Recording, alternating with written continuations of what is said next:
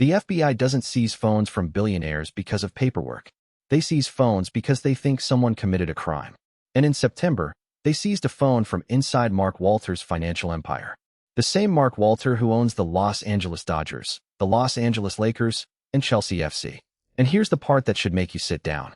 His insurance company just admitted, after getting subpoenaed, that they'd been hiding $16 billion in related party deals from regulators. They called it errors. Escalating story.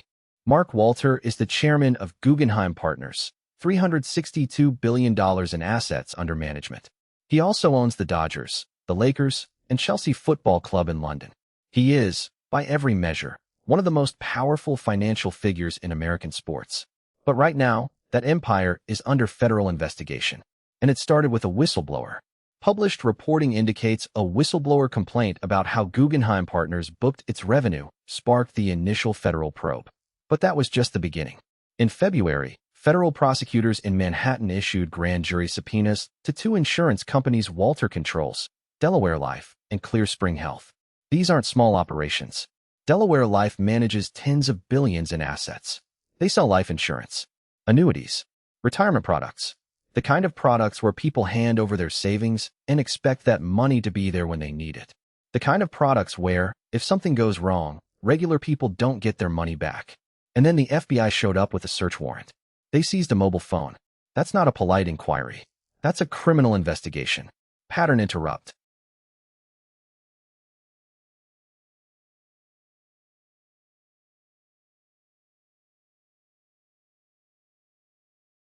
Here's what Delaware Life originally told regulators. 3% of their portfolio was tied to related party investments. $1.4 billion. That was the number on the books. Then the subpoenas arrived. And Delaware Life conducted what they called an internal review. And they discovered, I'm quoting here, errors in their financial reporting. Errors. The corrected number? 39%. $17 billion. They were off by a factor of 12. That's not a rounding mistake. That's not a clerical oversight. That's a $16 billion gap between what they reported and what was actually happening inside their own books. And the credit raters looked at those corrected numbers and immediately downgraded their outlook from stable to negative. Because even the credit raters looked at this and said, we don't believe you anymore. The ownership detail. Here's what the Otter notices. The Dodgers won back-to-back World Series on Walter's watch. The Lakers play in an arena with his name on it. He's a recognizable face at the World Economic Forum. He's the kind of man who gets a meeting with the President of the United States. And right now, the same insurance companies that may be holding your homeowner's premium are allegedly moving money that ends up helping him buy more sports teams. That's not a metaphor. That's the architecture of the deal. Why this matters. And here's where this becomes your story. These aren't hedge funds for rich guys. These are insurance companies. People bought annuities. People bought life insurance. They handed over their savings because they were told their money would be managed safely. And while those policyholders were paying premiums and building retirement accounts, their insurance company allegedly had nearly 40% of its portfolio tied to deals with its own owners' affiliated entities. Deals that, until the subpoenas arrived, nobody even knew existed. Treasury Secretary Scott Bessent reportedly called a meeting with state insurance regulators about this exact problem. Insurance companies being used as shadow investment vehicles, because Wall Street firms have been buying insurance companies at record pace. Because insurance reserves are a massive pool of capital. And if you can move that capital into private deals that you also control, you just built yourself a bank that answers to almost nobody.